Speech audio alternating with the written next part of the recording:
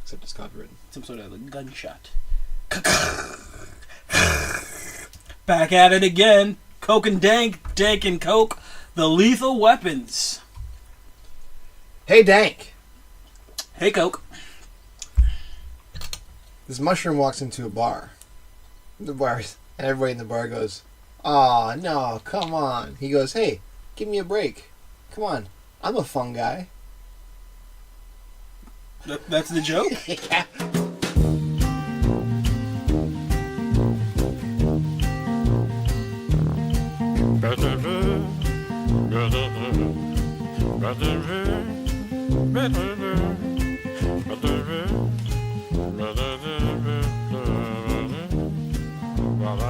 So if you didn't guess it, we're talking about mushrooms today on the podcast. I didn't have a joke for bad guys. You didn't. So But you're definitely a bad guy now. yeah, I am a bad guy. Oh, God. Fun guy? Really? Yeah, I'm a fun guy. Because you get it. Your setup was horrible, though. How, what? That's the joke. I didn't make it up. I would have hoped you did, because now someone has to take credit for that. Someone takes credit for that. That terrible joke. Not me. Anytime I get a laugh, I take full credit. If I don't get a laugh, no credit. Oh, the Thor one was off the dome. Was it? Yeah. So clearly, if you take credit for things that you don't and do, that you would probably be a villain in this world, no? Because heroes don't take credit for anything. No, but we're villains. Well, you're a villain. I was gonna do the. I'm an anti-hero. I thought about doing the monologue from Scarface. You need people like me. You do. You literally do. That would have made more point your sense. fucking fingers and say, "That's the bad guy." In retrospect, when people listen to this and they have a choice of hearing a fungi joke or hearing the Scarface speech of talking about why you need people like him in this world, I'm pretty sure they're gonna choose the fungi. So you can. So yeah, there you go. Okay. So I'll give you that one. That was a mislead. Yeah. So we're here talking about villains. The most necessary key to having a superhero movie is who you're going up against. What really makes you a superhero is the person that you're looking down the barrel against. And because Marvel's paying us off, we're gonna focus on MCU. Yeah, I don't know if DC has a villain that's on screen, but definitely off screen. Everybody on their production crew is a villain. Right. Snyder's a villain. Whoever's running Warner Brothers is a villain. Warner Brothers is the big villain. Affleck is looking like a villain with the dragon tattoo. It's a phoenix. Is it? Whatever. It's a phoenix. He's the boy in the dragon tattoo. But it's kind of hard for them to get their villains on screen. If not, they just turn them into. Have they even had it, like General Zod? Zod was alright, yeah. Zod was good. But then they turned him into Abomination. That's right. Lex Luthor's laughable. I know. Fuck him. Fuck him right off. Joker's going to get 8 different movies, so... We're going to get 8 different Jokers. So maybe... Because he wasn't that... Yeah, no. Harley Quinn is kind of leading the pack for villains, and she's not even a villain.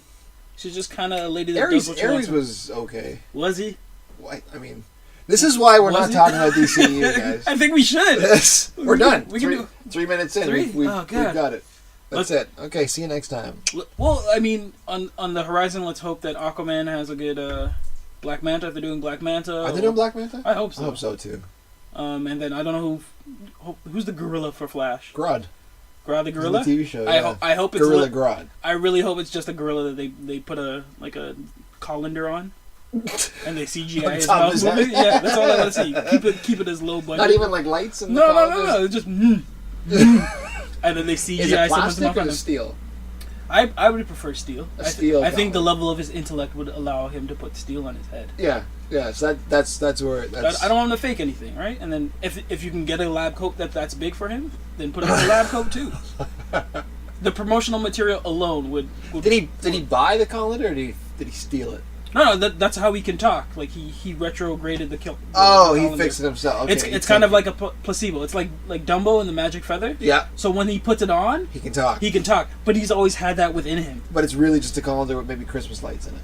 Maybe. Yeah, you don't even need the Christmas lights for me. It's a self-discovering story. Yeah, I really wanted. I wanted to know, like, with him, like, there's a certain point in the movie where he takes the colander off. Yeah. He's like, I didn't need it the whole time. The whole time it was in me, right? Yeah. And that's uplifting. Yeah, and he's the hero. Yeah, him and Herrenbing. Harambe. Yeah, see, no. Dicks out. No. You're in Prime 2. Royce has got the Harambe line. Does he? We're totally off script. Good lord. We're talking about bad guys here, guys. Villains, MCU villains. And in the rap world, Royce the 5'9" is my bad guy. So. Well, that's because you threw up at a show. He made me throw up twice. Twice. Once inside, once on my dashboard. Yeah, like it's hard. Like one time, it's like, oh well, maybe you're not a villain. Maybe you're just misunderstood. But 2 times, it's like you have a vendetta against me. So when he returns again, I have to rise to the occasion. A couple years ago, we went to a Royce 5'9" show. We were having a good time. Like 4 years ago. Yeah, a few years. A couple to 4. Half a decade ago. Yeah, there you go. Went to a Royce show. We had some pops. Some soda pops. Maybe some other stuff. And then Dank puked all over the dance floor. I did. Then he puked. Then he left early. You were gone. Yeah. At the end of the show, yeah. I found you just chilling by my car. I had to get out of there. And then on the way home, on the highway, he pukes all over my dash. I mean, you're telling the basics of the story, which are true. I cannot deny those. There's way more, but there was literally something in the music speaking to me that like when those players play the flute and the snake rises. Yeah. Something in me rose. So he singled me out of the crowd, and what came up was very lethal in itself. But yeah, I had to get out of there. As a segue, he's the villain. The longest segue That's ever. Dank's nemesis. I have Nemesi. Nemesi. And Royce is on the list now. Guys. Fun guys. Yeah, you're going to make that list after that joke. Okay. Fuck you. All right. And, all right. So let's just get right into MCU villains. We ate up all of our lead-in time. But we're exclusively talking about Marvel Cinematic Universe. People want to know about our personal life. Do they? I don't know. I don't think that one person listening? Yeah, the 2 people. Yeah, your mother and my mother want to know about what we're doing. I like to think there's one. I like to think there's one guy listening to us, and by default, his roommate or something is just in the next room doing dishes. Right. So he's hearing us too. That counts. Well, that counts. And so now he has that connection. Like he's like me. Yeah. He also throws up in concerts. Yeah, exactly. Right, I gotta listen to these guys. Yeah. They he shoots shows. The shared experience of that. Let me grab a drink. And puke along with us. Stay tuned. We'll have a all puking episode. just play the M song. Yeah. You don't know. Yeah. There's a lot of spitting that now. All right. enough monkeying around. We'll see if this episode makes the cut. There's like 4 episodes that I don't know will make the cut. This is now maybe the 5th. They'll all make the cut. Alright, we'll see. There's no uncuts. Yeah, we're definitely They're all in the cut. We're done. Alright, fine. So we're talking exclusively Marvel Cinematic Universe. We've had, 18 movies so far? Is that the count? Good lord. Something like that. Way to take a chokehold on the industry of superhero. But yeah, Marvel has produced enough movies now that either your mother knows who Iron Man is. 18. Or your grandmother, your father, like they've broken through all pop culture now. That people understand when a Marvel movie is coming, let alone that they're going to see it. I bet your grandma knows who Thor is. My grandma? No, I'm just in general. Oh, the person's listening, grandma? The 2 guys. And if your grandma just passed, our deepest condolences. Condolences, not congratulations. Yeah, that was hard to, yeah. I didn't know what to, maybe you didn't like your grandmother. I hope that's not the case. But in the afterlife, we can only hope that she's in Valhalla with Thor. Full circle! Hi-oh! So there's 18 movies. There's at least 18 villains, right? Some movies had 2, so you could probably round that up to 24. I don't know the number. Some villains have sub-bosses. And some, that's what I mean. So let's say 24. And then some villains have people that you wouldn't typically think are villains. Like Yeah. Oh, yeah. Where do you get these lists? Oh, buddy. So we've been formulating our own personal list of top 5 villains that we've seen in the MCU and why we like them and why we think that they're villains and why we hope to see them again. Because a lot of these villains haven't returned. They've been one-offs. Yeah.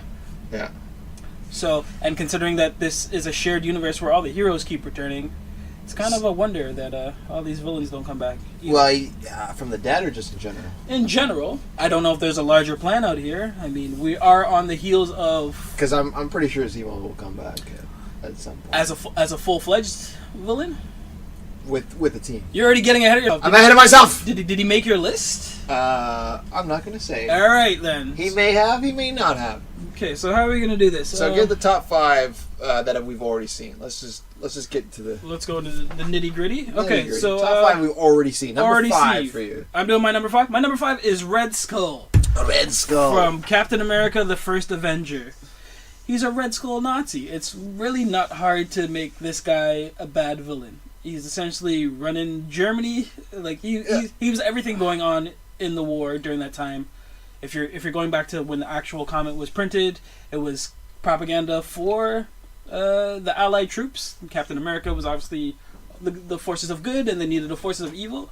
And how to do it better than a bloody Red Skull who's German? I mean, of all the things that are bad, he's got a lot of them. But that's your movie version, right? Like you like the... Yeah, going into the movie, he was a very capable villain that got Chris Evans, Captain America, to rise to the occasion.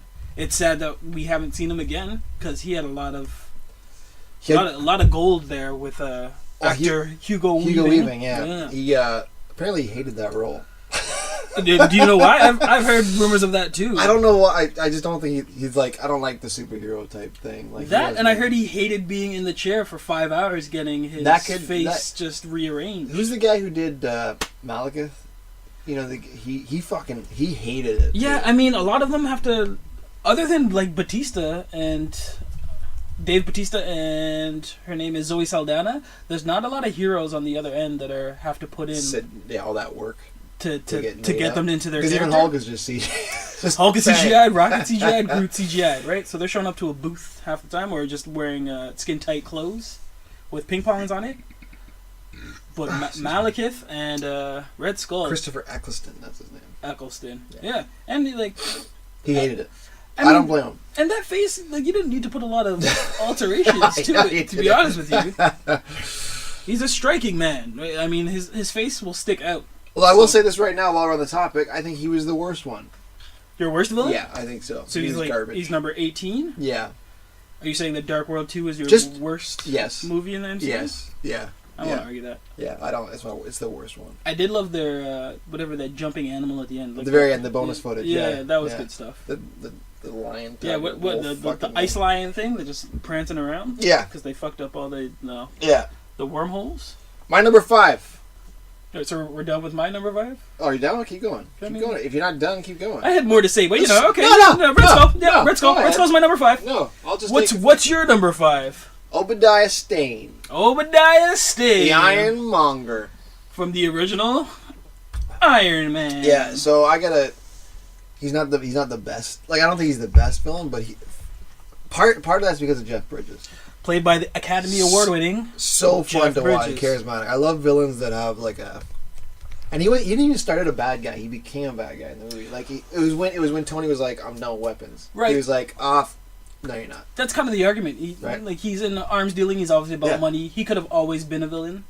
Considering, well, you can say that, but he did not directly oppose Tony until the reveal is in the end. Full spoilers for this episode. If you haven't watched 18 movies about villains, we're definitely going to tell you about it, right? I don't know if you need to say it. Iron Man and Captain America were 10 and 9 years ago. So yeah, if you haven't seen them yet, I was a young prepubescent 20-year-old. Yep. Oh Lord. Yeah. Oh. Yeah. Booty call. Well, no, I wouldn't say that. Okay, wouldn't say booty call. It's an affair call. Oh no, it's not the affair. Okay, not the affair. Yeah, let's just air out all my dirty laundry on this side of the. I didn't say it was the affair. I said it was a affair. Yeah. It would have been the affair. See, I'm stuttering. There we go. So Obadiah Stane. He comes in. He's almost like an uncle to him, not related, but you know. Yeah, big father figure. Yeah. Comes in, tries to overthrow him for the company, tries to steal his tech. Right. Right. I loved it. Jeff Bridges is a big reason why. Fun to watch. He had motivation. You gotta have the thing. Like, I'm a big villain guy, right? Like, if the villain's not on point, I probably didn't like the movie all that much. Right. Except for Ant-Man. Because that was just fun. Yeah, but it was just fun, right? Yeah. And what's his name? I'm in the system. I'm in the system. Are you talking about T.I. and Michael Pena? Michael Pena. I hope both of them. I hope both of them are coming back. They are. Apparently they are. Because they really stole the show. I'm in the system. But Obadiah Stane, yes. Obadiah Stane's my number 5. Yeah, is very much like a today's villain, like someone that you can kind of find in the real world. Someone that's very money hungry and like, oh, you're gonna take my money out of my mouth? Fuck you! Not. You gotta And oh, you made something cool. I'm gonna make something cooler. I'm gonna steal it from you and make it cooler. In retrospect, it wasn't because it froze. The last fight wasn't that great, but. It served its purpose. And it was the first movie out the gun, right? So they're just kind of establishing the whole universe and what would become, right? And it's still great. It's still in my top 10. Yeah, well, I mean, it wasn't my top 5 up until... That's half the movies are going to make your top 10. Yeah, I know, 17. But I know. So it's in my top 6. Okay, it wasn't my top 5 until Black Panther came out. There's no such thing as a top 6. That's why I said top 10. It's all right. Nobody cared if it was in your top 10 or top 5. What's your number 4? My number 4 is kind of a conglomerate. But it leads together.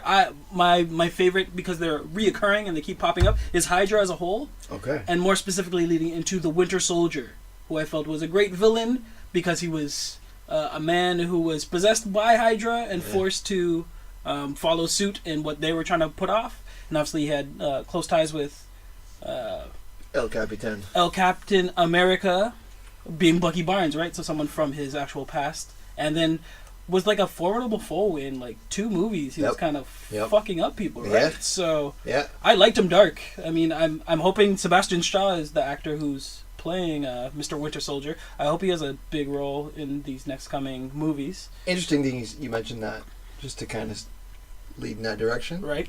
I found it the other day. I was looking at contracts and how long people are signed for, like these actors. Right. He signed on for 9 movies. Good Lord. He's done 2 of them. I mean, but like, how does the contract work? Like, essentially, does being involved in a movie, like, that could be just a cameo, or like you're in full, so as far as supporting cast? Or no, because the Black Panther, spoilers, the Black Panther came at the end. Okay. That doesn't count. That's not one of his White Wolf? No, yeah, that doesn't count. His White Wolf appearance. So the first Captain America doesn't count either. He signed his contract after that. So he's done 2. Winter Soldier and Civil War. Then you expect him to show up in 7 everybody's... more. I mean, moving forward, it seems like they're bleeding all the lines, though. So you expect him to kind of show up in worlds that typically he wouldn't. Right, but or team-ups, like but if that's not... Winter Soldier and Red Falcon. But he's got a big role to play moving forward, right? I think so. It seems like... He'll be the next 2 Infinity War, or the next 2 Avenger movies, and then... Excuse me, they still have 5 movies after that. But I really love him as a villain, so I really hope that there's something there. So you want the mask back? I do, and they took the mask away from him so fast. What happened to the mask? The mask was good. Like that. What happened? It was all menacing, and well, nobody wears masks anymore in the MCU. No, I know, except for Spider-Man. Not even. He's just whipping it out anytime he wants to. He's showing everyone the Hollywood hair. Shoutouts to Hollywood hair. The Hollywood hair. Yeah, like I really liked his dark side because obviously he was a conflicted man and he was dealing with a lot of things that were implanted, and if he was living his life and not living his life, and kind of was on par for someone that for the Avengers or Captain America to battle when Black Widow had to fight him. Like everyone kind of took a round with him, and he was kind of laying him down. T'Challa did a couple rounds. T'Challa held his own. But they were so quick to flip that. So I really hope that there's another switch that can flip him back. Maybe Zemo would be a part of that kind of. Because he knows how. He's a good draft pick, right? Yeah. So if I'm drafting teams, I want him back on the villain side. Yeah. Your number 4. My number 4. My number 4 goes to. It's funny enough, an anti-hero as well. I'm gonna give it to Loki. Loki. The lovable who's no longer really a villain anymore. One could argue. He was only a villain for like 3 movies. Yeah, Avengers 1 and like even Thor 2. It's debatable. Yeah. He just kind of weasels his way around, right? That first one though, he came out with a big like, "Hey, I'll take your fucking eye." Yeah. And he took a fucking eye. Yeah. Right? He was. That's more so Loki in Avengers. Yeah. The first event, he was fucking. Well, they needed someone to lead the. And he came in and Hiddleston kills it. He kills it as him. He comes in and just. He's a real prick, eh? Yeah. But they really lead. We're not kneeling down to bullies like you. Like, you will kneel. Yeah. You will. And like they really lead into the whole brotherly rivalry and being adopted, not being good enough. Like, and his he's had a full arc through many his arc movies. Feels very complete too. Like it's natural. It kind of he wasn't like, oh, you know what, now I'm a good guy. It was kind of no, because Thor 2 he was kind of he was a mischief maker. He went from completely bad to mischief maker to seemingly good now, but we don't even know, right? No, we don't know. He's still pulling tricks, right? Yeah. He's always a wild card. Yeah. Which you appreciate. But it's clear to say Avengers 1 for sure he was a villain. And Thor 1 he was a villain. Thor 1 he was a villain. So that's he's my number 4 just because. And Thor 2, he's been around for a long time. He's been around for a long time. He made his brother cry. And he's been the strongest parts of movies at times too. Yeah, Thor 2. Some would argue that he's carried the Thor franchise up until the third movie. Yeah, and then he kind of they all caught up. Because people like Hemsworth, but he's kind of a one note. Loki has kind of been the 3-dimensional character that you want. Yeah. And playing around. It's like that. I remember in the Thor movies, it's almost like the he's got more like the same amount of female fans as the hero, the villain does. Right? I've never seen that before. Yeah. So that's pretty. That's saying something, yeah. Well, girls love a bad boy, and he's the ultimate bad boy. Yeah, but Hemsworth is like a good boy. Okay, fair enough. He's a good old boy. Yeah, good old boy. You're not changing him. If anything, you're getting him an eye. Hey, does that mean that the eye that Loki took, he can essentially give it to Thor? Know that he's missing an eye? Spoilers, full spoilers. Because Loki's still walking around with that one eye, no? Or did he just use it to scan it? He just used it to scan it. That'd be a nice full circle. It's like, hey, brother. Yeah, I've been carrying this eyeball around for a few years. I just had a thought. It was on ice. Maybe you might need this. It's in a cooler pack. Here you go. Take it to go. All right, number 3. Number 3, Ego. That is played by the lovely Kurt Russell in Guardians of the Galaxy 2. The man is a god. Yeah. Quite literally, and his motivation is, hey man, I want the universe and everything in it, and I'm going to go conquer it. Yeah. And he did that. The man literally spread his seed, figuratively and literally across the galaxy, and it was pretty badass. Yeah, and it was funny because I remember watching it and when the movie was going through it, I was like, who is the villain here? I couldn't figure because he seems like he's almost too nice. But he came in as a nice guy. The reverse, or maybe that seems to be a theme that a lot of villains don't appear as villains until they're just missing the 11th hour. But seemingly, like, he just wanted his son back. So his motivations initially were like, hey man, I've been trying to get an heir and it hasn't been working. Now he hasn't been doing it the best way. No, But when he found Peter Quill, he was like, hey man, being a bit of a jerk. Yeah, but they got to play catch. Yeah, they did play catch. They gave him that moment. But then he also told his son that he gave his mom cancer, and that's the reason he is where he is today. So a lot of motivation for the lead character in that role, so that's why I like his villainous. And his motivations is very clear. I'm a god. I'm always going to be a god. I want to fucking take over everything. And I'm not going to be here forever, so that's why I'm trying to get another seed to keep this thing going. I got a nice thing going. I got a nice dick, too. There's references to his dick. I mean, what other villains like him? And how good was Kurt Russell? Kurt Russell was great. Not Kurt Russell. Kurt Russell. Kurt Russell, yeah. Kurt Russell. Yeah, Kurt Russell. The ageless Kurt Russell. That guy's been around for a long time. I thought I said Russell Crowe at first. He would be a good MCU I thought villain. that's what I said though. I was like, wait, no, it's Kurt Russell. I would put Kurt. He was great. I put Russell Crowe in the when MCU. they say I remember when they first said they signed him on to Guardians of the Galaxy. I was like, Kurt Russell signed on. Yeah, that's a big pull.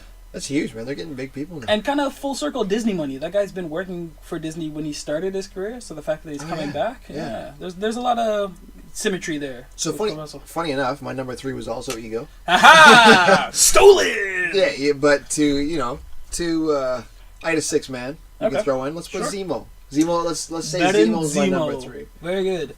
A very reserved villain. A very tactical and strategic villain. Now, Civil War had its like flaws. It's flaws in the sense that his plan had to be. The third act was definitely a flaw. Yeah, but I mean, just the fact that Nemo, like, certain things had to be exact for it to happen, so you're kind of giving Nemo a bit too much credit with the whole. Right. But that forgiven, he is a tactician. That's his thing. That and the travel time between. I'm going after this. And I just got here too. And, it's still a great movie, but you gotta suspend a bit of belief. Is it in your top 10? Yeah. Civil War. Yeah, Civil War. For sure. It's good, but it's really an airport scene with all your favorite characters fighting, and then it's a launch pad. A great triple threat, but it's also match. a launch pad for the next phase. If you want to, it is. It was the Iron Man 2 of whatever phase they were in for Civil War. Yeah, yeah. But anyway, so Zemo, even though he didn't have the purple mask, which I'm hoping comes out at some point. Yeah, with the crown and everything. I just like he was a regular dude. Yeah. His family got murked.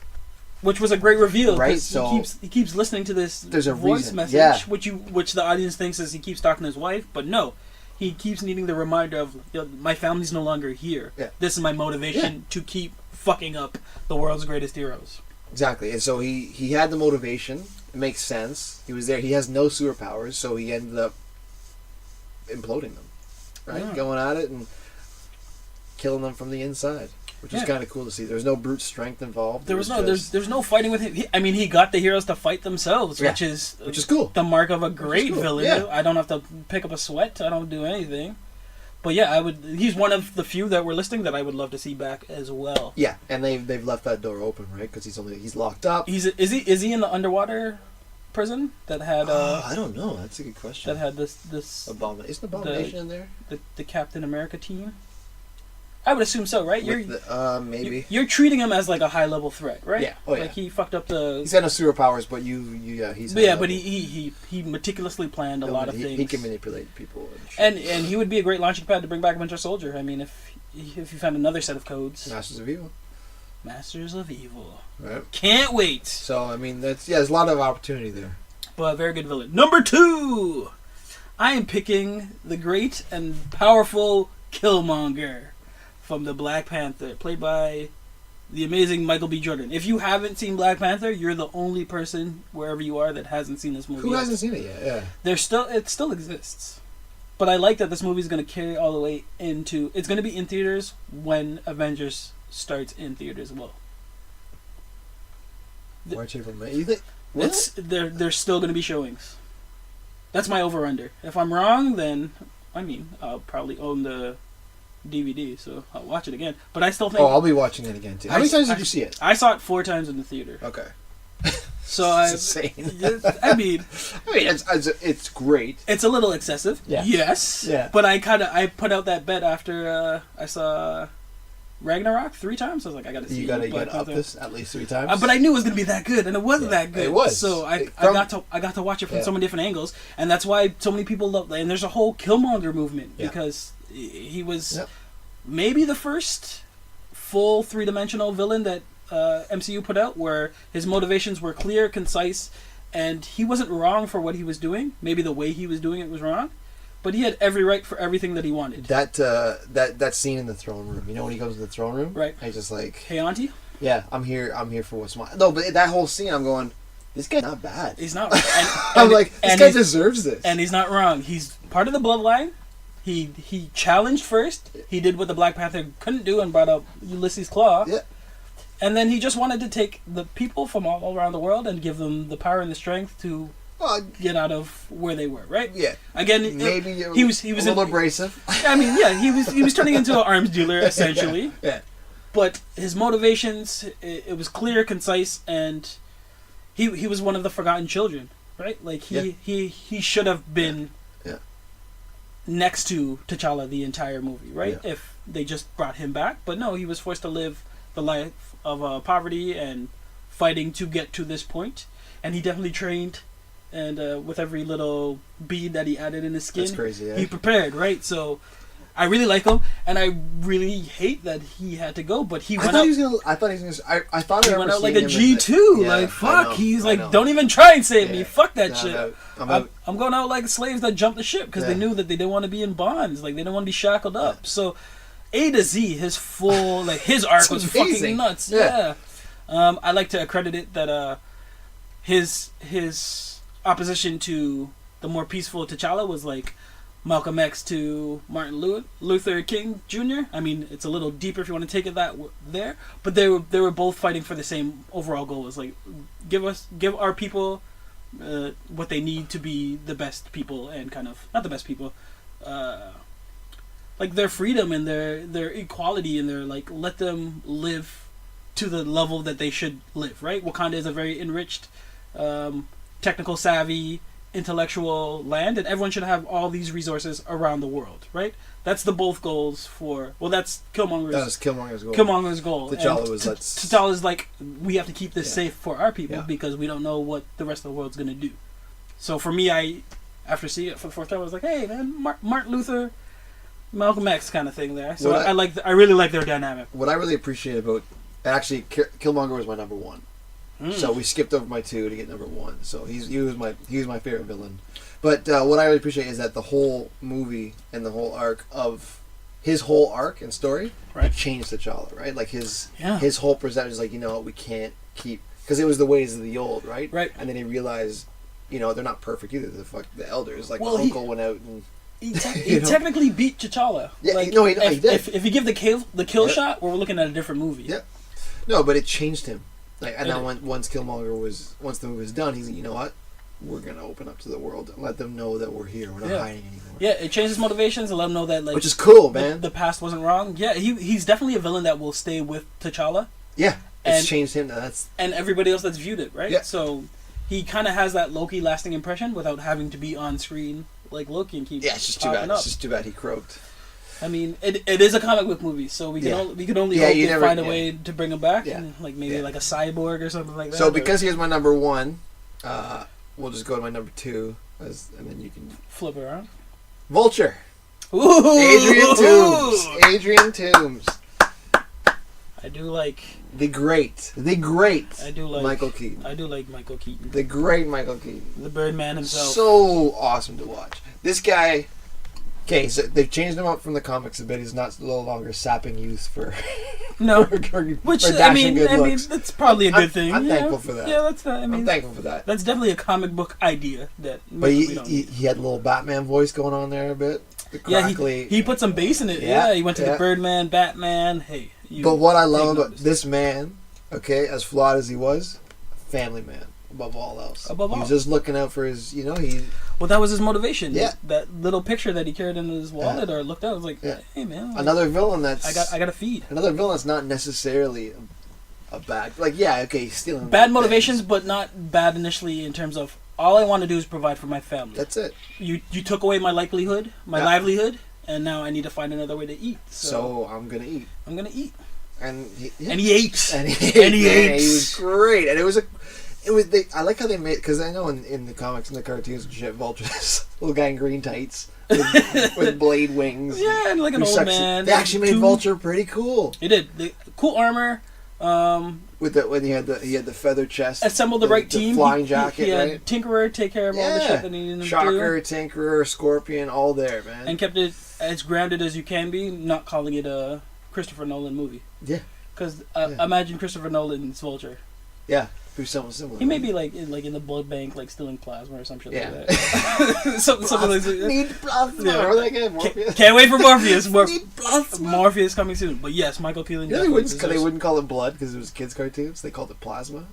Yeah, he wants his plasma. I was like, what the fuck is? I was like, what the fuck is plasma? We're all made of plasma. Yeah, but I figured it out after. It's like, why is he on plasma so bad? Man, you can't be talking about blood. And he wouldn't bite, so the suckers on his head. You can't be talking about plasma. But yeah, Saturday morning blood. But yes, Michael Keaton deserves to be on this list, and he is a good number 1 now that I usurped your top spot. My top spot is an anti-hero villain that, for me, to watch this man's arc has kind of proven that he is subsequently more of a villain for what he's inflicted to everyone around him than a hero. And I'm going with Tony Stark. Iron Man. He goes off the board. Off the board. This dude has fucked up everything that was good in the world in the name of his genius and savvy and bravado. I mean, we get that he's a genius. We get that he's a playboy, philanthropist, billionaire. You all know the quote. But in every movie that he's been attached to or a part of, he's kind of made it worse before he made it better. It's his hands that have had to change things and make everybody else adapt to the shit that he fucked up on. So Ultron wouldn't be there without Tony Stark. No. There'd be no Civil War if Tony Stark just played along. I mean, he's created Hulkbuster armor for... It's contingency, though. He has too many contingencies for problems that he's created. So essentially, he's been painted as a hero. But even in Iron Man 2, like, he got super drunk and put the armor on, and like that's the a complete opposite of what you want from your hero. Like I get that you're a flawed man, but you can't go to the one thing that makes you invincible. He's learning. Really? Yeah. What about Homecoming? Would you count that as a villainous role? I would count him. Like that's the thing. Like depending on what the MCU really does with this could be the greatest. This for me in terms of wrestling, this could be Hollywood Hulk Hogan. Yeah. Sorry, Hulk Hogan turning into Hollywood Hulk Hogan, which would be like, oh my god, you were a villain the whole time, right? Or like you. So is that what you think it's going? I would love that personally because there's so many footsteps to lead that. In Homecoming, I would say that he was only half in and half out teaching Peter. So his suit would show up and save him. Yeah. He wouldn't show up and save him. At the end of the movie, he wanted to pluck this 15-year-old boy out of obscurity, reveal his identity to the public. He didn't want to reveal the identity, did he? He wanted to have a press conference. Yeah, but it wasn't Spider-Man. We don't know. There was no. Okay, yeah, we don't know. That's possible. If we're going by Civil War comic book, take the mask off. He took the mask off. He got the Iron Man suit, or the Spider Iron Man suit. Iron Spider. There you go. The one. Iron Speeder. So. For me, Iron Man, Tony Stark's motivations are always personal before they are above the team. When you contrast that to Captain America, it's like team first, man. We gotta push forward. It's Tony Stark fucking up a lot of shit. So would you be surprised if Infinity War he is not a catalyst like that again? Like how would he fuck that up?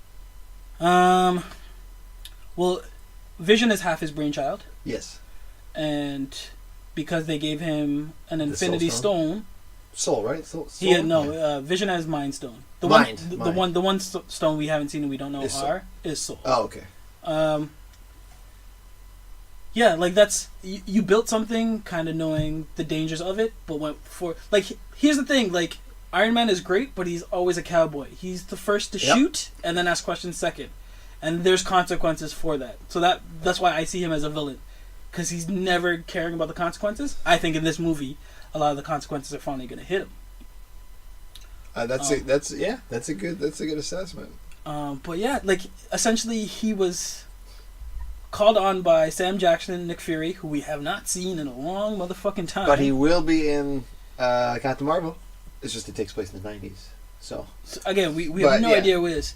But he was brought in to tell Tony, hey man, keep it cool. We have an idea of assembling you and a lot of like minds. And every time he's found Tony's like hanging out in a giant donut in an Iron Man suit. Yeah. Fucking around with Coulson, can't help him out. Like that was during a rough patch. Okay. He's the most reluctant hero ally that exists. I mean, in the first Avengers, he's constantly fucking with Hulk to see if, or fucking with Banner to see if Hulk comes out. Like, leave the man alone. Like, you know it's gonna come out. I want to see. And then in Avengers 2, he finally gets him, and then he has. So Iron Man to me is the Batman in the fact that I feel that he has a way to put down every one of his teammates. And yeah, sure, that's great for a contingency plan. But how do you trust someone that's ready to kill you or take you down? So in my mind, he's the greatest villain. Because if you flip one switch, if you change one motivation, if you decide that, he fucked up, he can kind of end everything that's working great for the team. Do you think he'll die in Infinity War? I don't. I don't either. I don't either. I don't think he's going to die at all. I think people close to him are going to die. Oh, yeah. Yeah. I think it's going to be... What's the kill count, you think? I think 3. Of people that matter? No, the people that are going to die in Infinity War. I think a lot of people would die, but I mean of matter. Yeah, okay. The team, enough, right? Yeah. Like Coulson wasn't a matter. No, and he's not even dead. Yeah, he's back. He's a villain. But they don't know that. Wait, Coulson's back? Yeah. Agents of S.H.I.E.L.D. I'd love him to be a Skrull. No, he went to they actually brought him back. S.H.I.E.L.D. has a way of actually bringing you, but you're all fucked up when you come back. Again, I'd love him to be a Skrull. It's possible. Or a Hydra agent. The Skrulls will be in Captain Marvel, right? Yes, they will. So they can retrofit a whole lot with that. Well, that's the thing. If you're establishing it in the 90s, we don't know from the 90s all of a sudden, next arc, Secret Wars, right? You never know. But yeah, my over-under is 4. I think 4 pivotal characters or side characters are gonna. I was gonna say 3. Bite the bucket. I was gonna say 3 in this one. You said 4. Well, they have 3 different. Because there's a second movie coming out, right? Yeah, there's a New York stable. Yeah, there's a Wakanda stable unit, and then there's a space unit. So I think 3, and then a 4th to just be like, so 1 from each. 1 from each, and then 1 to be like, ooh, right in the. My 4th is Pepper Potts. I don't think Pepper Potts is making it past this shit. No, she's. They don't need. I'm sorry. They don't need her. They really don't. She was good in that jean shorts bit. She was. She was actually good as an antithesis. No, but I'm just saying, there's so many characters now. You kind of gotta. You gotta trim back. You gotta trim the fat. You gotta trim the fat a bit. Yeah. Well, I'd love Iron Man to be one trimming fat. My top villain. Top villain. You heard it here, folks. My top villain. That's his top villain. So we went through the villains we've seen. Who are the top 5 guys you want to see? Ooh, this is already internet juicy. Speculation. Internet speculation. Internet speculation. Taking Coke. This is what we want to see. We've seen a lot. We've seen a lot. This is a bad time to debut new things. That was our jingle. That was a beautiful jingle. This is a bad time to debut new things. We've seen a lot. We've been fortunate to be given a lot of things in this Marvel Cinematic Universe. But, there are things missing. And once you raise the bar, we're only going to extend it higher. Yeah. There are things we want. So I believe I went first the last time. Okay. Let's have you start with what you want to see. I will go first.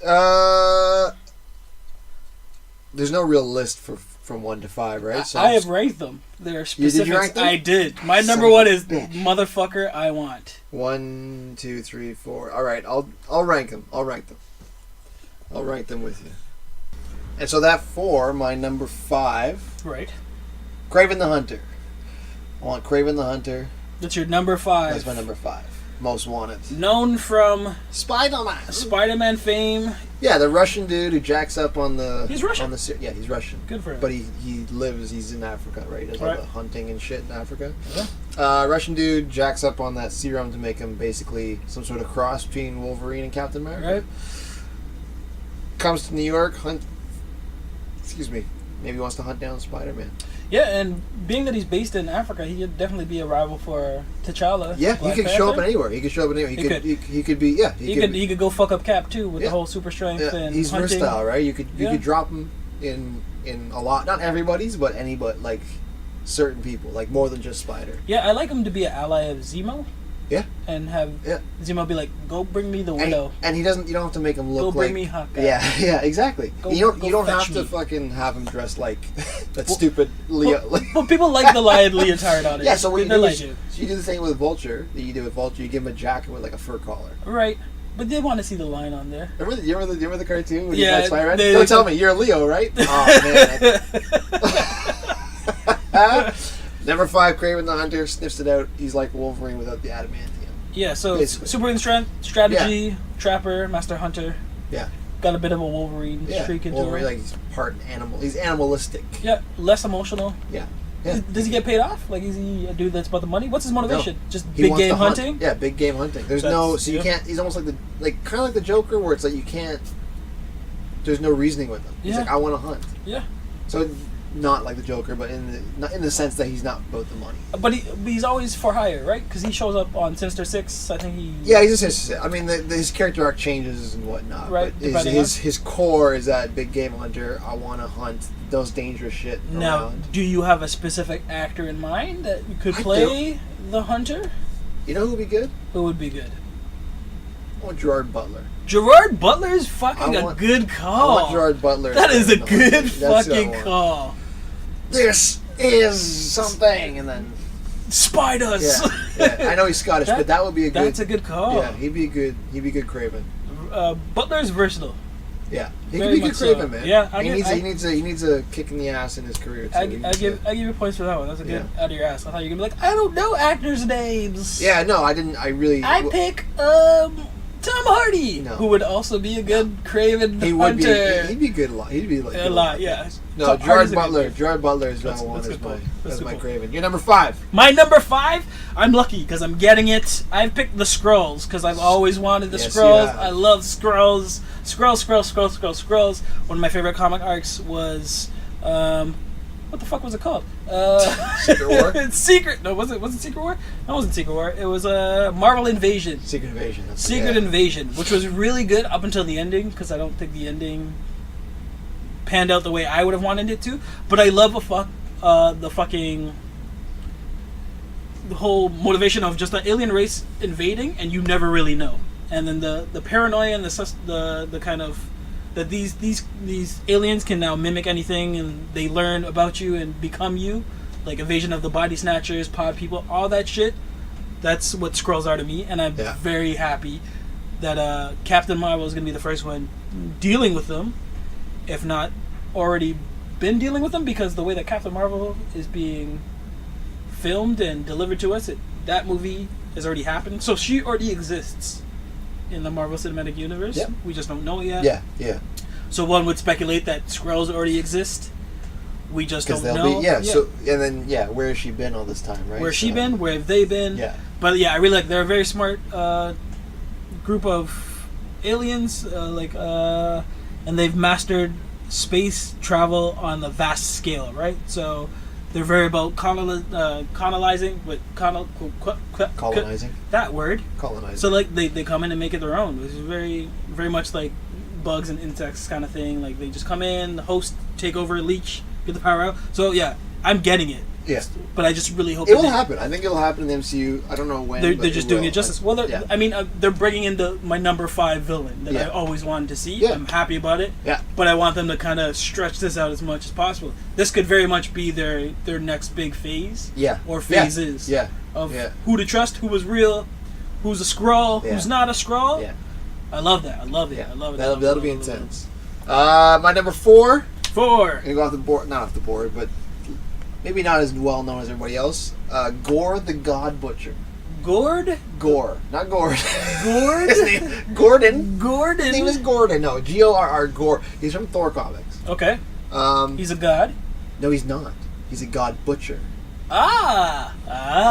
So his backstory is he was born, he's on this planet with no name. A nameless planet. Real, poverty, fighting starvation. Right. His parents always tell him, pray to the gods, they'll bring you salvation. Yeah, they'll bring you fortune. That. Yeah. Nothing ever happens, so he prays to the gods all the time. His parents die. He ends up marrying, having a family. They all get sick and die. His kids, his wife, they're all dead. He comes to the realization, there are no gods, because this could never happen if there were. Right. Then he finds out they actually exist. And so he's had his whole life ripped away from him. He's praying to these guys. He just assumed, they're not real. Fuck them. No, they are real. Right. Kill them all. And that's his. So it's kind of similar to Kraven the Hunter. Yep. He's a predator. Yeah. And he kills God. That's all he wants to do. There's no reasoning with him. If you're a god, you gotta die. He's coming for you. Now, is he blessed with any enchanted weapons? Or He's got he's got some sort of magic and shit with him, some dark magic. Okay. And this blade he uses. But he's just a brute. He's the Bill the Butcher. Yeah. Gangs in New York. He's I'm just gonna cut him up. Exactly like that. Yeah. Very nice. And it's cool because it's just there's no reasoning with him. There's no stopping him. He's coming for you, and he's gonna kill you. That's it. Now, where would you insert that's Bob the Butcher? Yeah, that's Bill the Butcher. That's where it gets kind of crazy because we don't know what's happening with Infinity War. We don't know, because Asgard's gone. Right. But it's how you determine God. Some might call it Incredible Hulk of God. Exactly. Yeah. So you could change it up a little bit like that. And he wants to kill all heroes, right? Or if you did want to do a 4th Thor movie or whatever, maybe him and the leftover Asgardians, if there are any, right, are kind of trying to make their way, and he comes for them. So it's a smaller scale thing, but he wants to kill them all anyways. And you strictly Thor. He's going into the Thor universe. You can make him an Avengers. Like the whole thing. If he wants to kill heroes, you say you're a hero. You're not really a hero. Right. I'm coming for the Avengers, and just starts knocking them off one by one, or trying to. So you could. There's some versatility there. It doesn't have to be a Thor movie, but that's where he originated from. Not bad. That's my number 4. Number 4. My number 4 is the unstoppable Juggernaut. All right, I love that guy. I mean, we've got him, but we didn't get the justice of what this man, this beast, this mammoth can do on a full scale, and especially in a on the juggernaut, bitch. The Marvel Cinematic Universe, pantheos and kind of plane. This man would make dents in how many different franchises with just the juggernaut, bitch. Essentially, this is just a dude, I believe. Professor X's stepbrother, half-brother? Yeah, they're half-brothers. Who just came across, I guess, like a mystical gem that gave him strength of the god. Yeah, because he's not a mutant, right? But that he's not. He just kind of lucked on... It's the crystal of Katarik? Katarik, correct. Yes! It gives Juggernaut an extraordinary degree of resistance to all forms of injury. So he's superhuman, and then his punch is a motherfucker, right? And he's even smart enough to know that I'm going to need a big helmet to kind of protect me from my brother, who can kind of take me out without throwing a punch. Yeah. But I just love the fact, I love the whole premise of a big dude that, like, essentially he's an Incredible Hulk for the bad side, right? Like, he just, no care, no worry, no real motivation. He's just blindly destroying things in his path. And sooner or later you're either going to hit that wall or the wall's going to hit you. So yeah, I'd love to see him. I would start him off in something small. I would kind of put him in maybe one of the Netflix series. Oh, okay. Yeah. Just have him walk his way through and beat up, and like slowly it has to escalate. They have to keep going higher, and higher. Like against Luke Cage?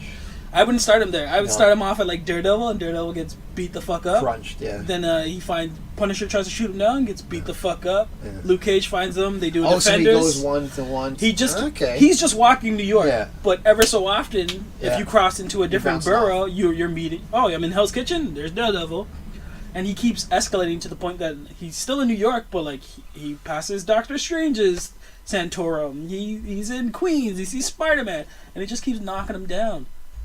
He's like the Goldberg of the MCU. Yeah, coming to spear guy. Who's next, right? And then that gives you a whole setup of a movie where it's not like an Iron Man movie or Thor movie. It's the Juggernaut movie, and everyone has to kind of come into his world and like fight him, take him down, kind of thing. I don't know who would, because in the comics he has a lot of interactions with Colossus, which I would love as well. But like him going against Hulk, him going against Thing, him going against Mr. Fantastic would be a sight to see. Iron Man. He can go against anyone. T'Challa, right? Because everyone has to figure out how you're going to try and take down this guy, and a lot of people don't. Yeah. Right? So there's a rumor that maybe we might get a Juggernaut cameo in Daredevil 2. I hope so. Deadpool 2. What did I say? Daredevil. Yeah, that checks out. Yeah, I did. I hope that's true, but again, I want. Do you think it's gonna be a cameo, or do you think he's gonna be a It's all how you view what Cable's gonna be. Is Cable just an antithesis, an anti-hero, a villain? Yeah. So it really revolves on a time traveler, like he's just here for a minute and gone. But I fucking love Juggernaut, and I'm the Juggernaut, bitch. Yeah, if he says that means. Like in a different way? Yeah. I'm the Juggernaut. Oh, bitch! Bitch! No, say it the right way. That's the one thing they did get right about the horrible X3 franchise. They got Vinnie Jones to say, I'm the Juggernaut, bitch! Oh my god. Okay, number 3 for me. Kind of another one of those hazy villains, but I'm going to go with Proteus. Proteus. Kevin McTaggart. So it's an X-Men villain. Okay. Moira McTaggart's son. Okay. She has him locked up for the first, 15, 16, 17 years of his life. And Moira McTaggart has always been an ally of Professor X. Yeah, She's got her own kind of island of like mutant help. Yeah. You can help mutants and kind of doing research and always progressing. Who's going to play your Juggernaut? Good question. He's in a mask half the time, so I'm going to say Gerald Butler. Oh, Gerald Butler. Yeah, I would prefer it to be like someone scrawny, like a Zach Braff, and then get beefed up through CGI kind of thing. Okay, because you know who's going to play Mike Gore? I never talked about it? No. Michael J. White. Alright, so give me a couple minutes, I'll think about it. Or Gerard Butler. I think Gerard Butler can literally play all of these characters. Back to Proteus. Right. 17-year-old boy, he's been locked up in he's got this mutant power. He's one of the strongest, most erratic villains or characters that the X-Men have ever seen. Reality warping, body possession, right? Shit like that. Sonic energy. He can pretty much do anything. He can jump inside you, take you over. He can warp reality to make it seem like it's melting. Like acid trips. Just acid trips for everybody. Right. All the time. So how do you take this guy down? Right? The crutch there is that he's 17. So he's a little fragile in the mind. He's been locked up his whole life. So he's kind of like the bubble boy. So like this world's his new playground. Exactly. Ooh. He comes out. He wants to get out. Mori won't let him because he's too dangerous. Okay. He gets out. And now it's kind of like, you don't beat him. You just settle him down. Can you? Right? Can you settle him down? So he'd be an X-Men villain. Right. So you would launch him in the new X-Men franchise? I don't want him in the Avengers. I want him in X-Men. Would he be a solo X-Men movie? Like no. Going up against Gambit? He'll be Gambit movie coming 2029? No, but what he would do, he'd be a good early villain in the sense that to help bring the team together. Okay. They come at him, they try and take him out one at a time. Not happening. He's just Xing them out. They go, okay, we got to figure out a way to do this. Maybe get somebody, just settle him down enough to let his guard down, right? And have Jean Grey talk to him in his mind. Maybe project to his mother in there, trying to calm him down. Kind of like a team building villain. Okay, so what would you say that a lot of the interactions with him would be in the mind, through the mind, or is this they're fighting him in the real world? They're fighting him in the real world, and because he doesn't really do permanent physical damage. No. He'll do permanent mental damage, emotional damage. So he'll come through a city and flip buildings around and twist them up, kind of like. Actually, he could be a cool Doctor Strange villain in that sense. Kind of twist them around and things like that. But then once he leaves, it all warps back to normal. Okay. So it's all like a Mysterio on steroids. Very with cool. The power light, but played by Gerard Butler. Who's the go-to villain guy? A clean-shaven Gerard Butler. As for mine. To be 17. And then, that would... Kind of like a team building type villain. It'd be just cool to see. Because you could do a lot with special effects, right? That's the kind of cool and cheap thing about X-Men. They're always a team building. Yeah. They never go one-on-one. Exactly. They need 10 dudes to take down one. Because they're good as a team. Individually, they're good too. Storm's pretty dope. Storm is a god. Yeah. So she'll find the Butcher. So Gore's coming for her. Yeah, Bill the Butcher's coming. But Iceman... Iceman's good. All of them are actually individual. And I was going to say Cyclops, but I really like... I'm a Cyclops advocate. So they're the dirtiest superhero team ever because they can't do it one-on-one. Yeah. They have to get you through so many different places. But that's my number 3, right? 3, yeah. That is your 3. Okay, so for Juggernaut, I'm going to cast John Hamm. Ooh. Because he has the stature. Really?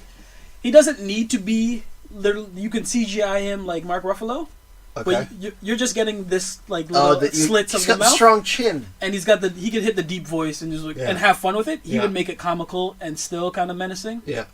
So I'm choosing John Hamm for that. My number 3 villain that I want to see is the King of Atlantis, Prince of Atlantis, King of Atlantis, King, Submariner, Namor. Namor the Submariner. I love this guy. I mean, other than the Speedo, he's the better Aquaman. If you're going up against DC, shots fired, DC. He's not broing out like what's his face, what's his name, Count Drago.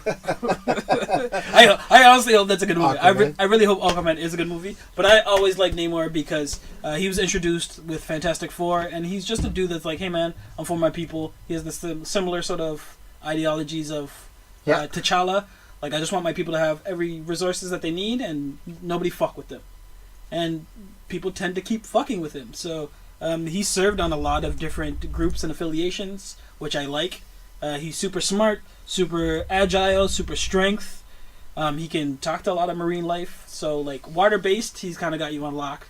But off-land, he can fly. He's got little wings that come out. Yeah, on his little ankles. Yeah, I mean, that's cute. And that's a good trigger. The first hero to make fun of his tiny wings would probably get a smack across the face. Yeah, because he's strong, man, and he's serious. He's a beast. But he's been an X-Man. He's been in the Illuminati. He's been in the Cabal, right? So his interests are always his and his own. So I really appreciate that about him. Very 3-dimensional character, and I have perfect casting. I've been sending you casting for Namor since the beginning of Marvel casting. What is his name? The man's name, who I believe should play Namor when you cast him, is Vin Diesel. No. Joking is strong. Joke. Do you remember the rumors that like there was a time when they were talking about casting Namor? No. They kept throwing out Vin Diesel, and I was ready to burn the internet. Why would the fuck would you? He's got a stature to him, but he is Groot though. He is Groot. I'm glad. I hope they're not going forward with that. Max Greenfield is my pick for Namor. If you don't know who he is, he's appeared in such TV shows as New Girl, and he's been in such movies like The Big Short. But just Google Max Greenfield and tell me this guy doesn't look like Namor. No, it looks just like you give him pointy ears. You know what I mean? You technically don't even need it. No, give him the little wings, and put him in his speedo. Yeah. He's kind of like muscle ready for the role too. Yeah, he's ready to go. Yeah, he's got an intense look in his face, and I feel that Namor is always eyebrows down. Yeah, always eyebrows down. Even when he's happy, eyebrows down. But yeah, I would launch Namor. I know you've always said that you wanted to see him be part of Black Panther 2. Yeah. Atlantis versus Wakanda. I would kind of like him in Iron Man. Okay, well, he's your choice. So he is. This is one of the dudes that kind of could pop up anywhere. Like he would be great in Captain America. He would be, but I think in Iron Man it plays to what Iron Man isn't. Like, he's a very flawed individual that has to put himself in a suit. Yeah, and Namor is like royalty, and this is who I am. Like I show up in the speedo and the vest. Yeah, he does. Times, yeah, he does. And he's like, look at it, right? So he's attention grabbing. Look at my wing, my angle wings. And he's really pointing at his crotch. So Iron Man is attention seeking, but Namor is attention grabbing. Yeah. And I feel like Stark would be like, who's this fucker over here? Yeah. He's not as good looking as me. No. Right? And I think that would be fun. That'd be cool. It'd be a nice little triangle there. So my number 2. So first for Ansel Elgort for my Proteus. Ansel Elgort. Yeah, Baby Driver. Baby Driver. He's got a baby face, so he could. Young Solo. My Proteus. Number 2. This is controversial. Is it? I know this is gonna be controversial for you because we've already got him. Sort of. Kind of. But I want him for real. The Mandarin. Ooh! I want the Mandarin for real. Shots fired. Not this Shots Trevor fired. bullshit. Shots fired. Not this Trevor. Not even. You want the 10-ring bastard. I want the sorcerer. I want the sorcerer. Yeah, it's time. I want the sorcerer. If you don't even have to put him in Iron Man if you don't want to. Put him into Doctor Strange. Yeah, that's where I would want to see him. That's where you'd want to see him. And then have Iron Man come in to be like, okay, I can help you out with this guy. Exactly. I know a bit about this guy. Yeah. Do you? Maybe Iron Man faces off with him. Yo, Strange, I need your help because this guy is fucking me up with these green bolts and stuff. He took Wong. Now, if you want to bring Ben Kingsley back, you can do that. Or if you want to get the guy who played Shang Tsung in Mortal Kombat, what's his name? Karl Hiroyuki Tagawa. Your soul is mine. Your soul is mine. Look at this guy. Imagine him as Mandarin. He's a Mandarin. Boom. Or the guy that played Pai Mei from Kill Bill. Yeah. I want Shang Tsung. You want Shang Tsung or you want Mandarin? Look at this. Oh, Look at this guy. Soul is mine. Your soul. Your rings are mine. 10 rings. No more of this fucking dumbass Trevor shit. So yeah, what's the deal with Mandarin? Like he was not always a man that had these powers. He just kind of accumulated each ring through what, like fortune, or he just kind of took it, and that's what Thanos, man. He went around, got all the rings. So he's earthbound Thanos, right? He went around, he got all the rings, they have magic powers, he's ready to fucking roll. And to their credit, in Iron Man 3, they've established that there is this nine ring ISIS terrorist... 10 rings, sorry. Well, I mean, he could lose a finger between now and then. He could lose a finger. He could lose 2 fingers. But they've already established in this universe that there is this 10 rings terrorist group. And they retcon the Ben Kingsley business with the real man. So they left that open. I haven't watched that in a while. But yeah, you would assume that they want to tie up that loose end at some point. Trevor was a fake. So you could bring back Ben Kingsley. You could. Have him play it again. But I want the sorcerer. I don't just... The terrorist thing was cool. I loved the whole bait and switch of that movie. The plot was like... It worked for the plot. I hated that it sacrificed the Mandarin. Right. But I want him back real life.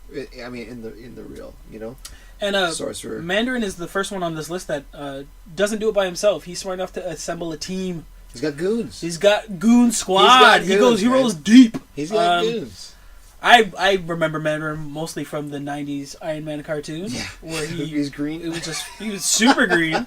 They just like he's not Asian anymore. And then Fin Fan Foom, he's got a giant dragon. Do you know who else was there? He's got. Do you know who else was got there? Whirlwind. But do you know who else was there? And my all-time favorite. He's got an MVP boss. My all-time favorite villain ever. Who does he have? The Green Gargoyle. And if all gray, blue gloves, blue boots. And a cape. And he but the cape was stone too. But it made no fucking sense. Now, if there's anyone ready for the movie world, it's Grey Gargoyle, please. Right? I will lose my mind. And that'd be a great opening scene. Is you see Captain trying to take out this the Leaper, man. Who the fuck is he? Right? Just Baytrock the Leaper. Just get him in there. And have him get dummied by somebody. But he's got to have blue gloves, blue boots. That's it. And a spot of tea. He enjoys a spot of tea. His voice always changes. Who do you cast Grey Gargoyle as? Oh! No! I'm going to go with Gerard, but no. He would actually be decent. I know he was. Decent. We're going to change the name to the Gerard Butler Appreciation Podcast because he would literally fit in you know what I love? You know what I would love? You know what I would love? I would love to get just a body double dude to play him, but his voice I want it to be Rowan Atkinson. Really? He's not menacing anymore. But, Rowan Atkinson trying to be menacing. Just make it a joke. I don't give a shit. It's the fucking Grey Gargoyle. Nobody cares. I clearly care. Don't cast Rowan Atkinson as don't cast him. Just the voice. As my voice. I guess. All right, your number two? My number two. So he's appeared before. A lot of mine have either appeared before and they haven't done it right, and I want them to do it better. And now that you've relaunched the whole universe with Spider-Man, you have to give him his fucking ultimate nemesis, which I believe is the Green Goblin, Norman Osborn. The real Green Goblin. So you've already established in Spider-Man Homecoming that Peter is a teenager and growing into this role of becoming Spider-Man, which is great. But you've also established that every villain that he's encountered knows what the fuck they're doing. Yeah. And you did that with one man. You did that with, you said his name before, Michael Keaton, right? Yes. So you have to do that again with Green Goblin because in terms of Spider-Man, he's very much a pillar in that world. But in terms of the MCU, he's on par with Tony Stark. He's like the evil Tony Stark, right? He has ties that can kind of cross over. Like he set up shop in New York. So again, his whole standpoint was basically he's also a billionaire, but he created this goblin formula to possess super strength. He can lift a lot, increase speed. He obviously in the arms race, so you can even have a Justin Hammer tie in there too if you need some another ally. But he has a endurance, increased speed, reflexes, heart rate, and then he kept shooting himself up with this super serum that eventually drew him mad into the Green Goblin, which is just a great kind of villain in terms of what he's done to Peter Parker throughout the whole comic series. They dropped the ball 2 times. Yep. In the movie world. I like Willem Dafoe. See, I was just gonna say that I like Willem Dafoe, but they just didn't do they didn't write the character properly. No, he was great. They made a metal mask for a man whose face is already Gollum-esque. Look at his face. You don't have to do much there, man. My God, put a mask over that, like a station. What were they thinking? You don't have to do much. And then I believe he was cast as let me figure this for sure. He was in the Amazing Spider-Man run, and I believe that he was cast as the man's name was Chris Cooper, who's has a lot of gravity. This is also Academy Award winner. Okay, yeah. And kind of fits the role of the old businessman. He kind of has a gremlin-y face too. Yeah, but that's the danger, right? You can't go too old with Green Goblin. No, and you don't want to go too young. No, you get that 40s, right in the 40s. Yeah, so who would I cast? Obviously, I would cast Gerard Butler. Yeah, he'd be a clean-shaven Gerard Butler to pay Green Goblin. He's gonna get paid after this. He's got to sign a lot of contracts. Jesus Christ. A lot of CGI. I don't know who I would cast. Tommy Lee Jones is too old, but I like that look. Right? I like him. I want to be a little grizzled. Yeah. I like Dafoe. You could kind of bring Dafoe Gary back. Oldman? No, that's too old. It's too old. And he's too DC. What about the guy who played, you know who'd be good? What's his name? The guy who played, oh, that guy. Yeah, the guy who played Red Dragon in oh, what's his name? Oh, fucking, jeez. I do know what you're talking about. Yeah. It's not Liam Neeson. No, but it's the other guy. It's the other one. We need Stat Boy! Where's Stat Boy? I know his name, too, because he was... His name's Bob Balaban. Yeah, that's his name. Bob Balaban. That's not the guy. Name. Oh, that's not the guy. It's not, but anyone that looked up who Bob Balaban is, or who looked up who Bob Balaban is... I hope they did. Actually, Bob Balaban would be a good mole man. He'd be a fucking awesome mole man. If you just cast Sinister Six right now. Ralph Fiennes. Ralph Fiennes.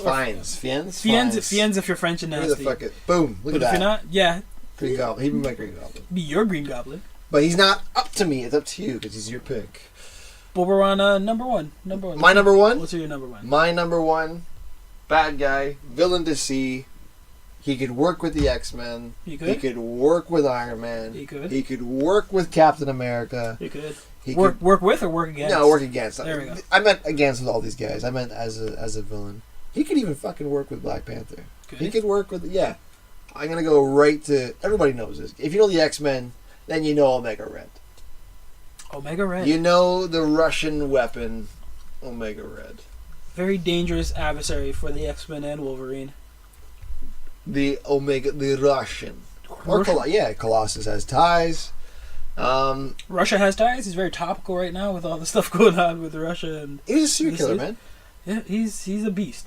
He's a serial killer that was turned into a super soldier, essentially. Right. So you got the Russian super soldier, serial killer, crazy man versus Captain America. Now we don't know how long Chris Evans is going to hang around. Right. So it could be something for Bucky when he picks up the...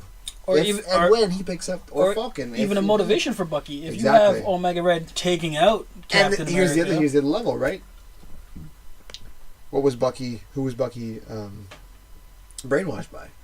The Russians. Hydra. So you could even make... He's a Hydra weapon. So you can make him... You could use him in almost anywhere. But that's what I want to see. Big man versatile. With the tentacle hands or the tentacle wrists. Right.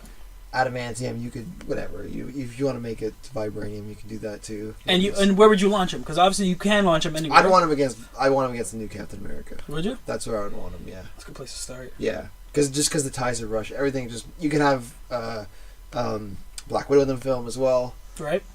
Just to kind of be there, show him around Russia a bit. The actor I want playing him is not a big name. He's from Vikings. His name's Gustav Skarsgård. Ah, look at that face. I see that face. Yeah, very nice face. He's tall as shit. He's got. If you watch Vikings, right? You'd know him. He's Loki in Vikings. But yeah, that's my number one. I want Omega Red. Do you want Omega Red? I want Omega Red. I mean, initially I thought that was the plan, right? They were going to do a trilogy of Wolverine movies before they decided with Logan. Yeah, which was fantastic. We always thought the third Wolverine was finally going to take him back home. Yeah, get him in the Alpha Flight. Alpha Flight. And who's best to fight in Canada is the Russian invaders. Yeah.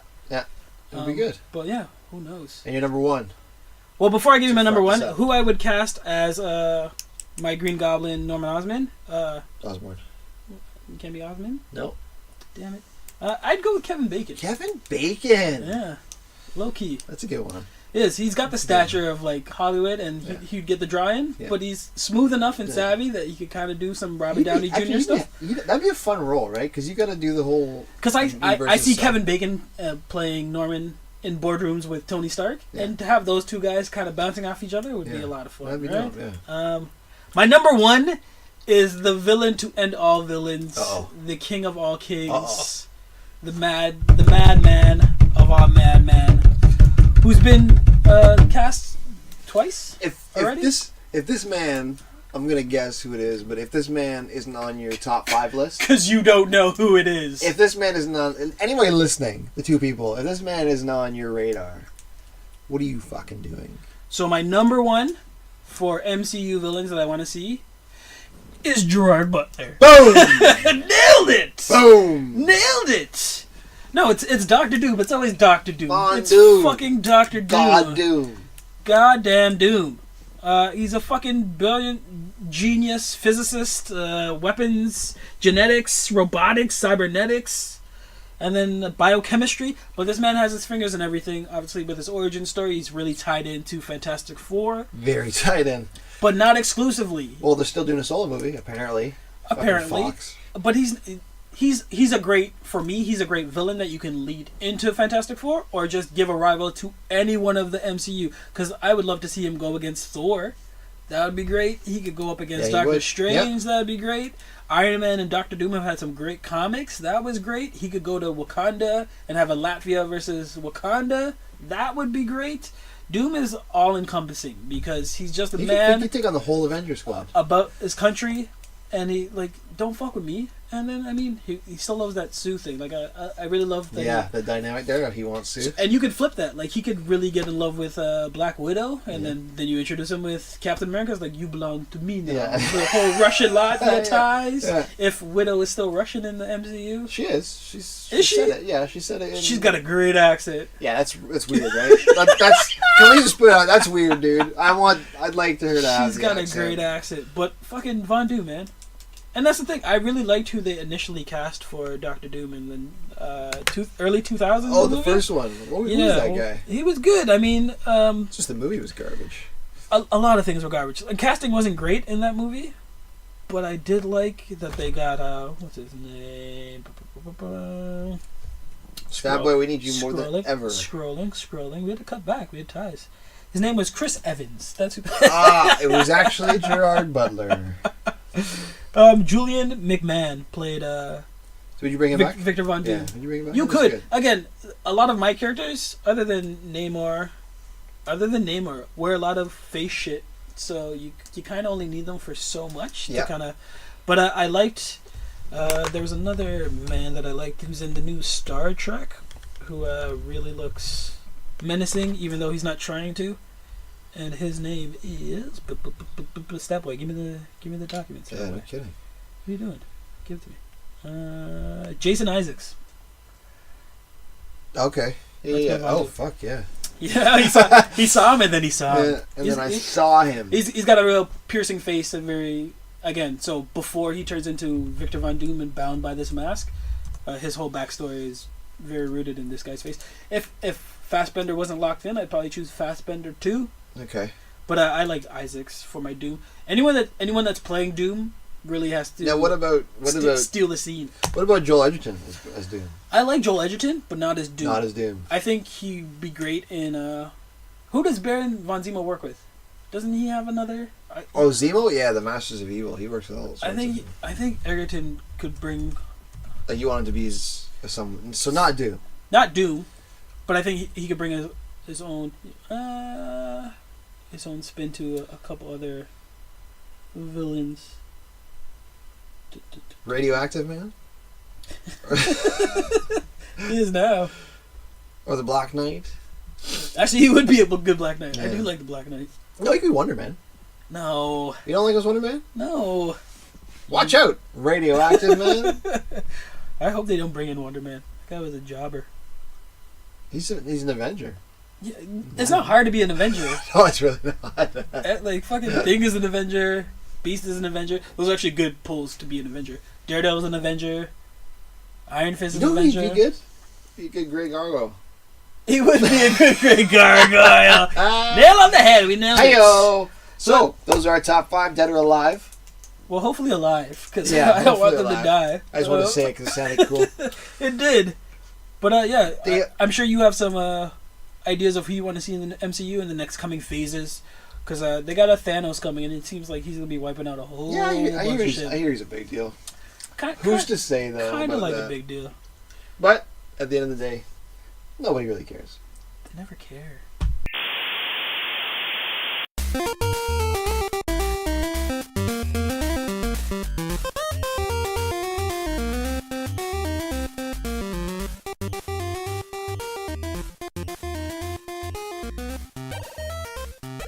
So we're back again, giving you what you want, the list that always make the top 10 power ranking. Even though we do 9. So here we go. We're doing our top 9 power ranking, top Teenage Mutant Ninja Turtle villains that have not appeared in movies. Yeah, see, I bet you guys were going to say, Shredder.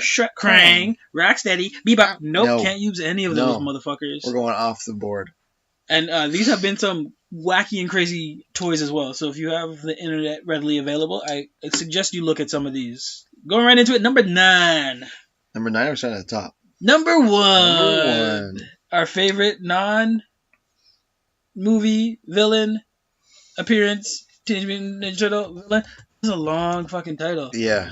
It is. But this is the Ninja Turtle villains that we love the best that haven't appeared in movies yet. So there's always time. Number one's going out to our boy, Slash. He's the long lost brother, right? Right? So they say. He's just a little nuts. A little more oozed than the rest of them. I wonder if Toka was taken as inspiration off of him. Probably. There's some carryover. Turtles too. There's a lot of turtle-related turtle enemies in Ninja Turtles. They kind of hammered home that, hey man, we got turtles, we're going to use turtles. So they try to use those as much as possible. But Slash kind of stands out because obviously he has the bloodline or the ooze line, depending on which circles you've read or watched. And he was in the Baxter Stockman's kind of creation. Yeah, he's always been a formidable foe for these turtles because he hasn't trained the same way, but he's definitely got a lot of the power sets. Yeah, and they feel like he's kind of like their long lost brother. He could have been a completely different turtle had he had some splinter love. Basically, an evil turtle, evil Ninja Turtle. Basically, essentially, he's like a Raphael, the anti-villain. If he didn't have his brothers. Okay, fair enough. Number 2. One with a Leatherhead. So before there was Killer Croc, or around the same time there was Killer Croc. I don't know which one came first. Stat Boy. But I mean, technically he's a gator, but and there are certain communities out there that are very, very passionate about gators compared to crocs. So Leatherhead is another formidable amphibian or reptile. Reptile. To go up against the turtles. He's a giant gator. Yep, another mutated. Remember the cartoon in the 90s or the 80s cartoon? He was like Western. He had the hat on. Yeah, he had the Southern. He was the Bayou. Yeah, like Gambit. Which makes sense. I'm gonna go Gambit. I don't think he was the ladies' gator. No, he wasn't the ladies' gator, but he's from the Southern. But he had the slaw. More like Rogue. Who cares? He's number 2. Number 3 on this Power Rangers is going out to Big Daddy Hun. This is based on comics, the newer one. Right. In the comics, he's Casey Jones' abusive father. And he's quite a big fella, so that's a lot of abuse that Casey got. Yeah, he starts a gang with the Purple Dragons. Right. And, he's a big drunk. He takes the streets. I mean, if we can't have the Foot Clan in there, you gotta have the Hun, right? Yeah. So far, this is the first non-mutated villain on the list. He's just super strong. He's a beast. Big old hunk of man. Big old abusive, drunken hunk of man. Hunk of man. Number 4 is going down to my personal favorite. I remember having this toy, Metalhead. Now, he was a creation by Baxter Stockman too? Or did he come from another area? He was created by... No, it was one of the aliens. Oh, yeah, when they went, like, way out there. Yeah. But essentially, he's the android turtle. So going back to the turtle theme of turtles taking out turtles, Metalhead is a complete android, animatronic, robotic turtle that did a lot of fucking up. I mean, I don't know if you ever played the game Turtles in Time. He smokes, and you have to overheat him in order to beat Leatherhead. Sorry, Metalhead. A lot of heads. There's definitely a theme. It's either heads or faces. But those got it in spades. Metalhead's going out number 4. Number 5 on our list, the king of vermin. We got the Rat King. Rat King. Who I liked. He's a classic villain too, just like Leatherhead and the guys we've been talking about. He's definitely a few more screws loose because he was human deciding to live in the sewers, not a mutant that was forced to live in the sewers. Yeah.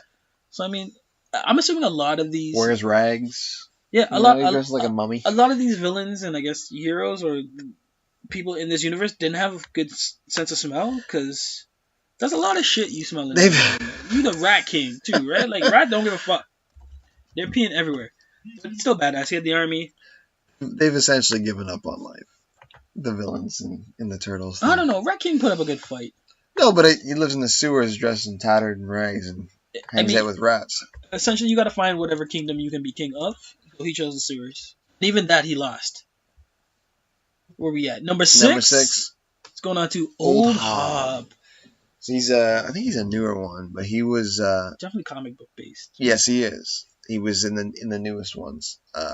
Basically a house cat.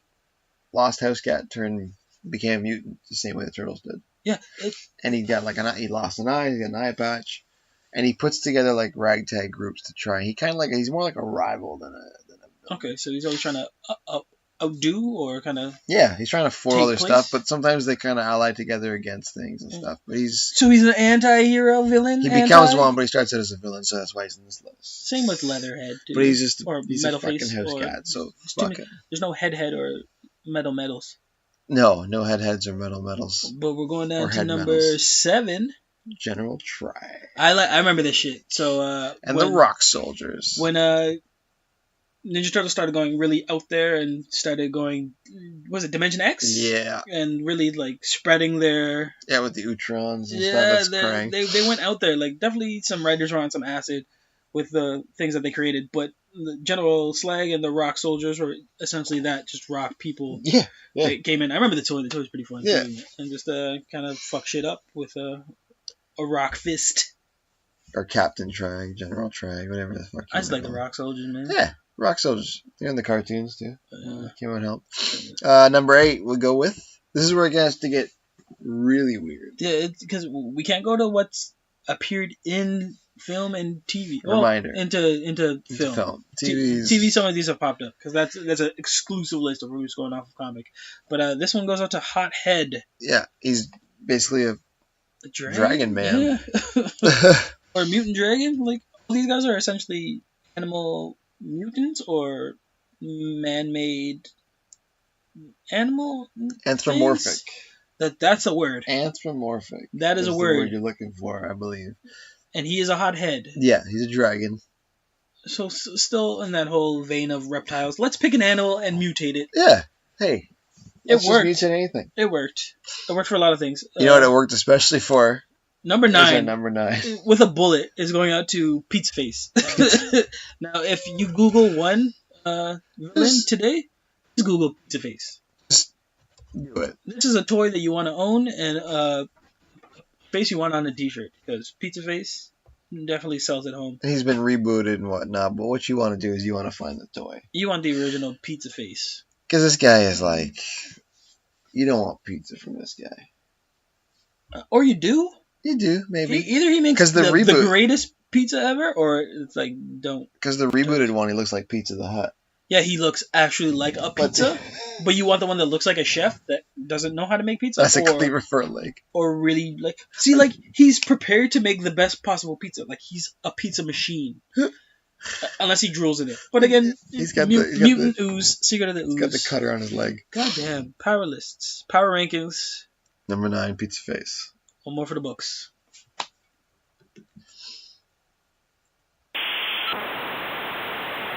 $666. Wait. What time is it? 666. So that means it's time for Keep 6. Yeah. Today, older TV show. I like old TV shows. I want to recommend. Not old, just a little older. One that you actually didn't even like. I recommended to you. I think you got past one episode. Okay, that's not a good start. It's based on a comic book, though. Okay. It's called Banshee. 666. There's a lot of boobs in that first episode. Yes. There's a lot of boobs with the whole... Yeah. Spoiler alert, he fucks everybody.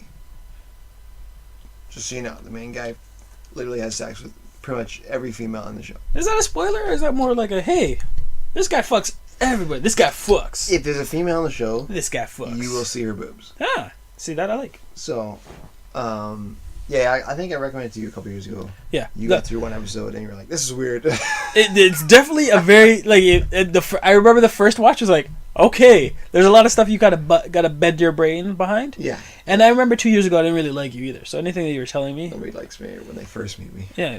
I mean, 2 years in, look what we're doing now. Ow! Nothing, really. But 2 years from now, wait. Keep 6 for that. 2 years from today. We're going to get Gerard Butler in a movie. That's what we're going to do. We're going to get him in a comic book movie. Yeah. Another one. A good one. Yeah. No, so... He's going to be the new Tony Stark. Yeah. So the... What? Are you going to let that one slide? Yeah, I am. Because we're getting off topic again. That's all we do is get off topic when we do these. 666! 666! Keep 666. So the show's about... Guy who goes away for 15 years for it's diamond theft. Yeah, it's an ex-con. Yeah, ex-con. He gets out after 15 years. He's looking for his old partner. He tracks his partner down to a town called Banshee in Philadelphia. In Pennsylvania, sorry. Right. Idiot. It's in Pennsylvania. Small town called Banshee. The day he gets there, this is all in the first episode too, guys, so it's not a spoiler, but the day he gets there, there's a new sheriff about to take office, yeah. Right. They go to the same bar together, just happenstance, and the sheriff gets killed in a scuffle. He doesn't kill the sheriff, but he's there when the sheriff gets killed. Okay. Gets a little dicey for him. Gets a little dicey. First day out, man. First day out. Already heavy shit, man. So what he does, like any other smart human being would do, is he takes the sheriff's identity. Yeah, identity theft is the smartest thing to do in that kind of situation. Absolutely, because he knows his partner is there. So he ends up becoming the new sheriff of this small town called Banshee. Nobody knows any better because they never really knew the real sheriff in the first place. So he takes his name. You never really find out his real name, by the way. Oh, really? He just goes through a sheriff. That's a nice little Easter egg. Little Easter egg. Or do you at the end? Maybe you do. I don't know. How many seasons is Bad Boy? 4. All right, that's a good chunk. How many episodes a season? I think they range from about. I think the last season was like 8 episodes, but I think otherwise they're 10. Okay. Or it could have been 8 episodes and the last one's 6. It's not that many. They're pretty compressed. So or condensed. 6 to 10. Yeah, 6 to 10 episodes. Let's assume that's 8, and then in every episode he meets one girl. Times that by 2 because there's 2 boobs. If I was good at math, there'd be a lot of boobs. It's a good boob. He doesn't meet a new girl every episode, but if there's a female on the show that you think is cute, keep watching because chances are you'll see her boobs. That happens a lot. Yeah, but it's based on a comic book. I can't remember the publisher. I actually have issue 1. I got it on Free Comic Book Day, back in years ago. Yeah, that's a keepsake. I never read it. It was just a handout, and then all of a sudden the show came out. It's way over the top. It's just high octane because they're compressed seasons. They're shorter. Shit happens in every episode. Yeah, that's why I remember. Like the first episode, I was like, "There's a lot to swallow." In the first episode, there's a lot going on. It's intense. Every episode's like that, and I fucking loved that. I fucking loved it. There's truck chases. There's like ex-Amish gangs and shit like that. There's white fucking skinheads. There's like Aboriginal gangs and shit like that. I mean, this is daily life for a sheriff in a small town, right? Yeah, exactly. Of course. So there's like based on true life, drug trafficking, like it's. And he's trying to ride the fine line of being this. So he's a sheriff, but he's also ex-con. He knows nothing about policing, so he just kind of does it his own way. Right, but like 15 years in the Bing, he's gonna have some life experiences that would probably aid to this type of lifestyle. Yeah. So he just comes in with this like crazy mentality, and the other cops there are like, this guy's fucking nuts. They're like, this guy fucks. Yeah, this guy he does. Everybody. Sweet. Check it out if you don't get a chance. Banshee. Banshee. That would have been bad if you spelled it wrong. I always spell right. Sweet.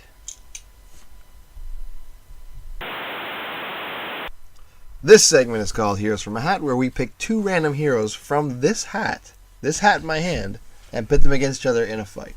I brought my own hat. I'm going to select a name from my own hat. No, you're not going to do that. You're going to pick a name from this hat, and I'm going to pick a name. No, you're not going to look. No looking, no looking. We're not going to look. We're not going to look. Now I'm going to look. Now we're going to look. Now. I got the web crawler. And I got Red Hulk. The man with a plan. Spider-Man. Red Hulk versus Spidey. Okay, so this, for a fact, I know there's an issue of Spider-Man where he fights the Incredible Hulk and he backflips that motherfucker. So he backflips Hulk. Yes. Does he beat the Hulk or does he just backflip? I don't recall, but I do know if I need to, I can flip your red ass out the streets. Okay. No, I'll just come right back. How? You can. Fucking Hulk, man, I can jump over buildings. Where you gonna send me? In the street? Okay. I'll walk through the cars, come in. Yeah, but grips you up. I'll put a webbing on you. Rip it off my face. And then I got the electric webbing. I'll last you, man. I'll last you. Strength. You have the same Hulk. Like if you're only Hulk when you're angry, right? No, it's the opposite actually. You gotta cool him down. I believe Red Hulk is if he gets too hot, he'll overheat. So he actually stays calm. He'll be stronger at like baseline. Okay, well, fuck. You're not gonna piss me off. So. No, I'll tell you jokes and then That's good. That'll help keep me cool. Right. So that I can break your nose. You gotta catch me. That's the real thing. Yeah, but I'm the most elusive of this, right? Like you're standing still.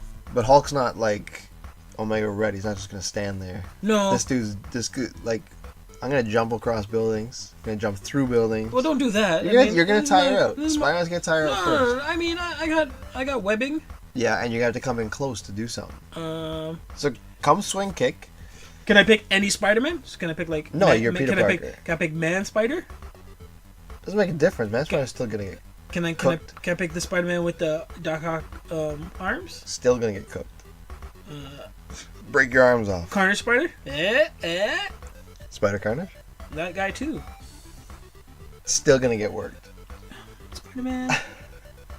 Sorry, man. I don't see this ending well for you. What if I pimp out my Aunt May? No. You don't want the Aunt May? No. What if I... Wait. Which Aunt May are we talking? The only one that's worth mentioning. You're talking about like... Hot Aunt May. Okay. Unless you like old Aunt Mays, then... No, we'll talk. We'll talk, but I'm still gonna dump you. Just gonna have sex with your daughter. Ah, you son of a bitch. Well, now I'm really dead. Yeah, because now you pissed Bruce off too. Oh, damn. 2 Hulks. Listen, man. Sorry to say this. I love Spidey, but Red Hulk wins. Red Hulk wins.